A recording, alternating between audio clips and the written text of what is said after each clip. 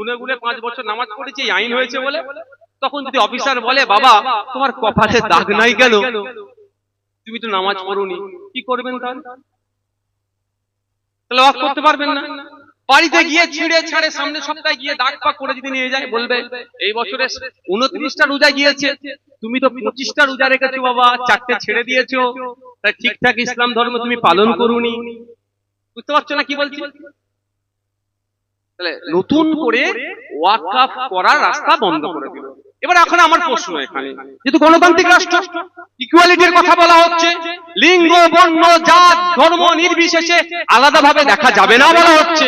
আমার কোন হিন্দু ভাই যদি এই আমাদের ধামটা বলো না গো, চাকলা ধামে 1 বিঘা জমি উৎসর্গ করতে চাইছে ধামের ধর্মের জন্য, হতে পারে, কোনো ব্যাপার না।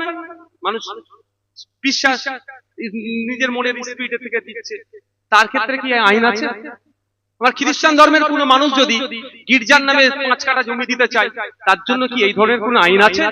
না, আমার শিখ ধর্মের কোন মানুষ গুরুদুয়ারার জন্য 2 কাঠা জায়গা দান করবে, তার জন্য কি বলা আছে 5 বছর ধরে শিখ হতে হবে, প্র্যাকটিসিং শিখ ভাই আছে?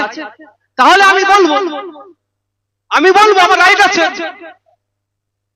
যে আপনি সংবিধানের বাইরে যাচ্ছেন, তাহলে মুসলিম সম্প্রদায়কে কণ্ঠাসা করছেন, যেখানে সংবিধানের 15 নম্বর আর্টিকেলে বলা আছে, 14 নম্বর আর্টিকেলে বলা আছে ইকুয়ালিটির কথা, ধর্ম বর্ণ এদিকে কোনো পৃথক করা যাবে না, তাহলে আপনি পৃথক করছেন কেন? এইটাই তো সংবিধান বহির্ভূত। এটার জন্য তো বিকাশ বাবুরা, এটার জন্য তো শামীম বাবুরা সুপ্রিম কোর্টে মামলা লড়াই করছেন, এটার জন্যই তো।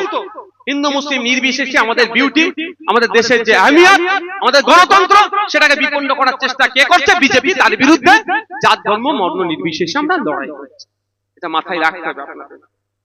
এই আমরা বিরোধিতা করছি। আর একটা লাস্ট পয়েন্ট বলে আমি শেষ করবো ভাই।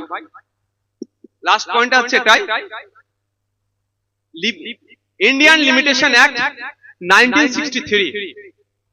আমাদের আছেন আইনজীবী, আবার শামীমদা তো সিভিলটা নিয়ে বেশি ভালো প্র্যাকটিস করে, তো অর্ডিনারি ওই আইনের মধ্যে বলা আছে, আপনার জায়গা হলো, কেউ যদি 12 বছর আপনার জায়গায় দখল নিয়ে নেয়, সেই জায়গার খাতাই কলমের মালিক না হলো, একটা সত্তার মালিক হয়ে গেল, তার ক্লেম করার জায়গা থাকলো, ঠিক আছে?